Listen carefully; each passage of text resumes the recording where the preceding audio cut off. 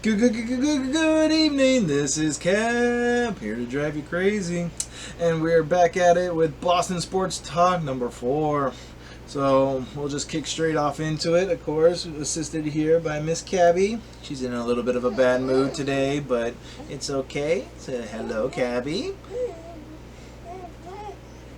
Yeah, I bet you're happy to see yourself on the screen, huh?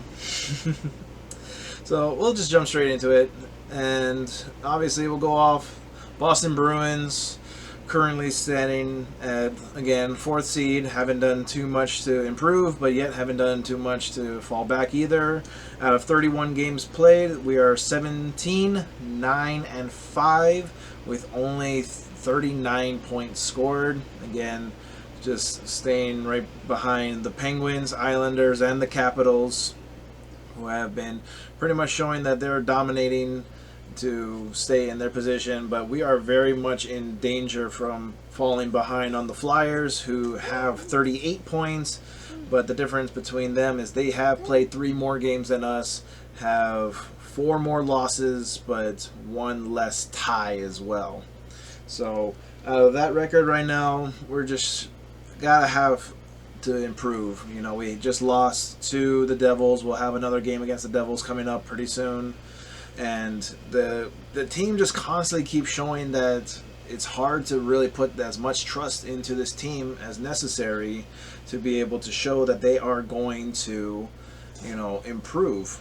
They showed a great deal of, you know, encouragement for the beginning of this season, and ever since then it hasn't really been anything better than just almost 500 team again. Oh, hello. But we'll start to see, you know, we had our very first game with the fans back, and unfortunately it was kind of a disappointment for the fans to see that they had to lose. So unfortunately there's not that much we can do for that, but we can continue on to try and become better. So the very next thing is going to be the Celtics, who did acquire a few trades. Obviously the big ones that I'll just mention right now is Evan Forturner. I believe that's how you pronounce it. I could be saying that wrong. We had won 2 games prior to today's loss against the Pelicans, and unfortunately Evan had probably the worst Celtics debut that you could ever have. 32 minutes, 0 points, 0 for 15. It was kind of a very bad situation for his first appearance. A few other people who were able to contribute. The center that we had received, I can't actually even pronounce his name, I apologize. I think it's Contour, something like that. I'm very bad with names myself. But again, even with this loss, it puts us back to 23 and 24, 7th in the East, and we need to just show that we have a better chance in our next few games to really prove that we are going to still be this team that can be in the playoffs, or at least good enough to even make the playoffs by this point in time. Right? Right. We do have the next 2 games looking to be a very challenging game against the Mavericks, who are, you know, another one of those top teams. But then right after that, we'll play against the Rockets, who have been a fallout team pretty much this entire year. They went like 20-something games losing streak. Okay.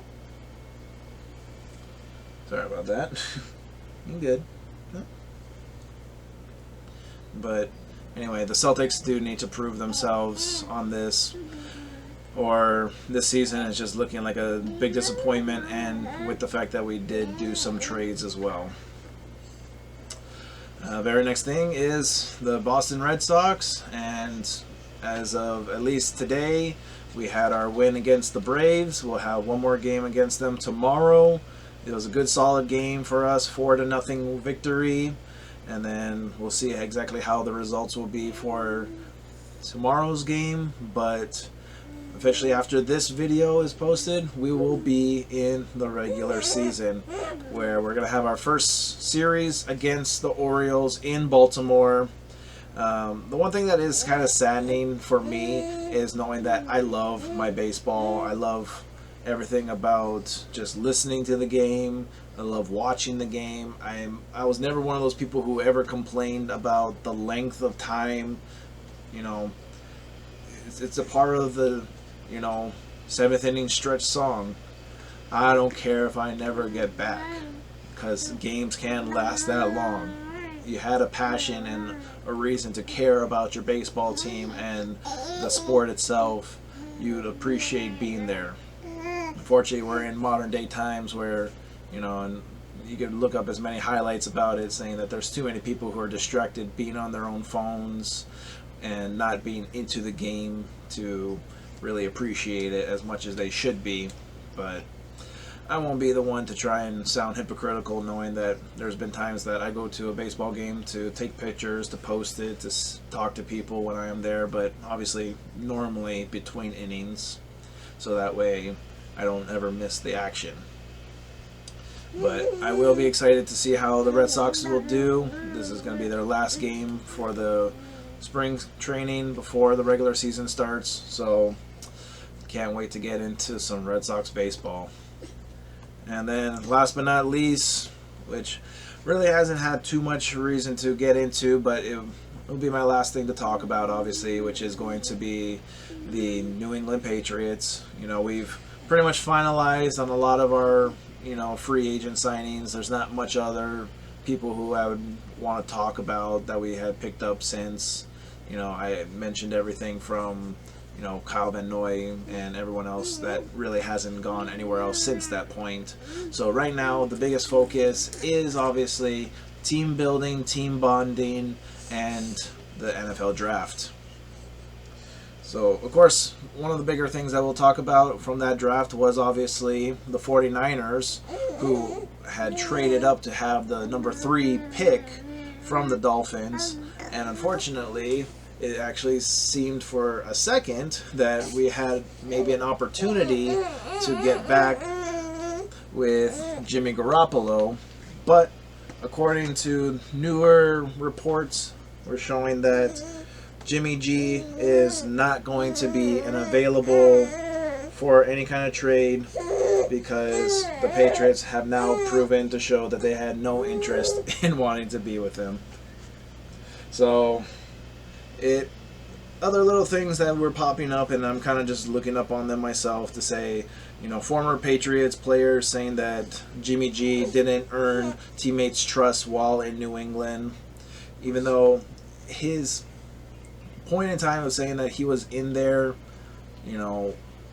was a record of basically 2-0 before his actual injury happened to him, and even though they still won that game, one of the biggest things that was always a scare to most of those players is the fact that he didn't have that mentality to finish games. If he had a flow, a rhythm going, it's almost like saying, what happened with the Falcons, right? They just wanted to keep playing their game instead of playing, finish the game out, try to just kill the clock. They wanted to just do what was necessary or what they felt comfortable doing, and that's kind of what Jimmy G is. He was not really the guy that I trusted that much either, unfortunately, to really be a closer like how Brady was. And obviously, with Cam Newton only having the 1-year deal, it really does seem like the Patriots are going to try and put some kind of effort into picking up maybe a top tier kind of quarterback. Now, obviously, it's going to be depending on who it will be that they will end up trying to get, whether it be Justin Fields, like I had mentioned. They always look back to maybe like Mac Jones, see if, they're talking necessarily that the top 4 picks are going to be quarterbacks. So if we have to pick up a quarterback, hopefully it'll be sometime within that first round. But thank you very much for listening to my video. Please drop a like, a comment, and subscribe for any more content. My name is Cab, and I am here to drive you crazy. Aloha. God bless and take care.